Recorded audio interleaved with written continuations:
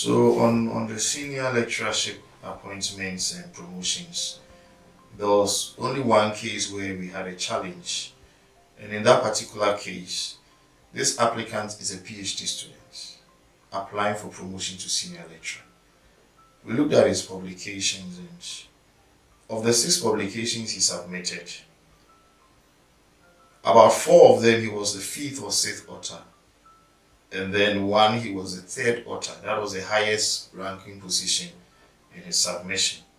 And as a PhD candidate, you're expected to be publishing.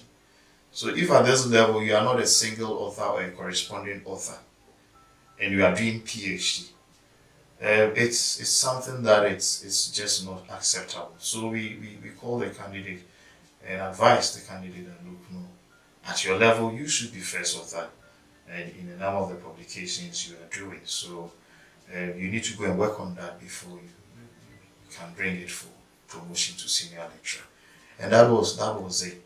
When it comes to appointments, I would say that I know that people also go around saying that I refused to appoint an HOD from the electrical engineering department when I was their HOD in 2018.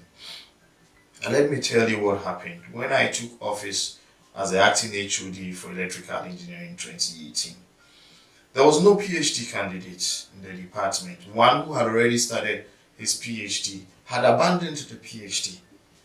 And they all had a mentality that PhD was not needed for them. But this was not supposed to be the case. So I encouraged them to please take their PhD serious.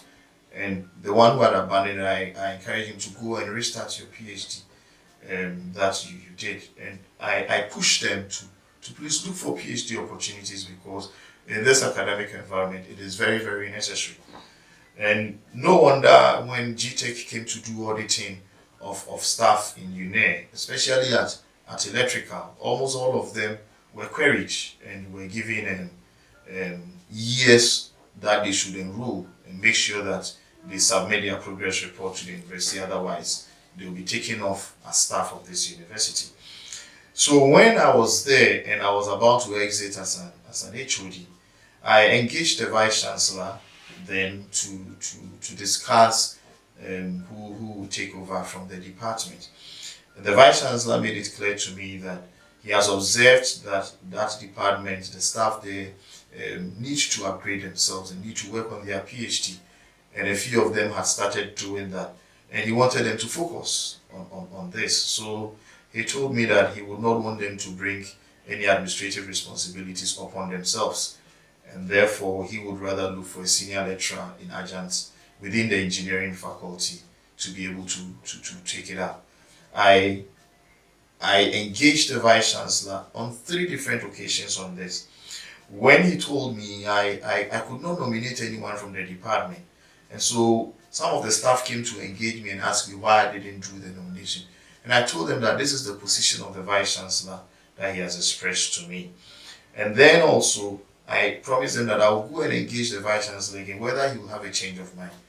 I went to the Vice Chancellor, said he still maintains it. So I couldn't nominate. After that, the staff of the department went to meet the Vice Chancellor. And the Vice Chancellor asked them that they should show him the number of publications they had made since they came to the university. And he had records of all of them. And he proved to them that, look, this is not why you are here. You need to upgrade yourself.